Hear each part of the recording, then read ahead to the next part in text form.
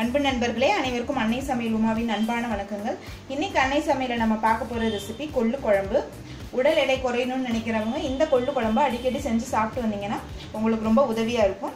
வாங்க கொள்ளு குழம்பு எப்படி செய்யறதுன்னு பார்க்கலாம். கடாயில தேவையான அளவு எண்ணெய், முதல்ல ஒரு டீஸ்பூன் மிளகு, அடுத்து ஒரு டீஸ்பூன் சீரகம்,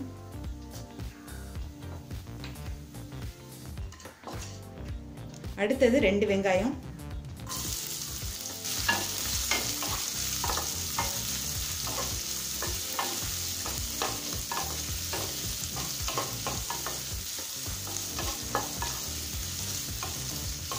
இப்போ வெங்காயம் நல்லா வதங்கிடுச்சு.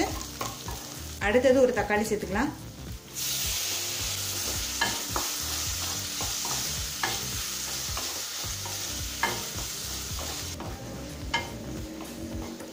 இப்போ தக்காளி நல்லா வதங்கிடுச்சுங்க.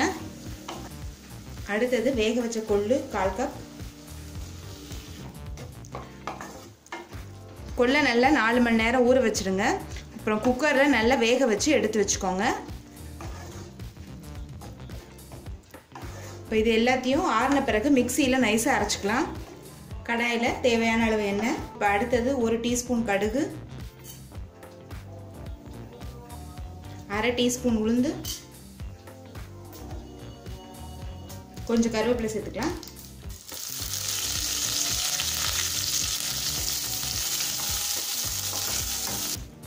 அடுத்தது அரைச்சி வச்சிருக்க விழுது சேர்க்க போகிறோங்க.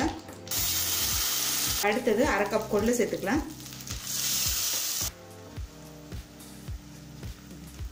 தேவையான அளவு உப்பு சேர்த்துக்கலாங்க. இது கூடவே கொஞ்சம் தண்ணி சேர்த்துக்கலாம். நான் கொள்ளு வேக வச்ச தண்ணி இருக்கு, அதையும் சேர்த்துக்கிறேன். கொள்ளை இது மாதிரி குழம்புல அரைச்சி போட்டிங்கன்னா டேஸ்ட் ரொம்ப நல்லா இருக்கும். அடுத்தது கொஞ்சம் மஞ்சள்தூள், 2 டீஸ்பூன் மிளகாய்த்தூள், 1 டீஸ்பூன் தனியாத்தூள்.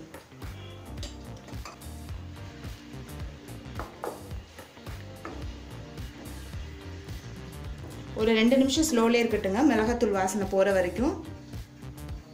இப்போ 2 நிமிஷம் ஆயிடுச்சுங்க. பெரிய நெல்லிக்காய் அளவு புளியை கரைச்சி இதில் சேர்த்துக்கலாங்க.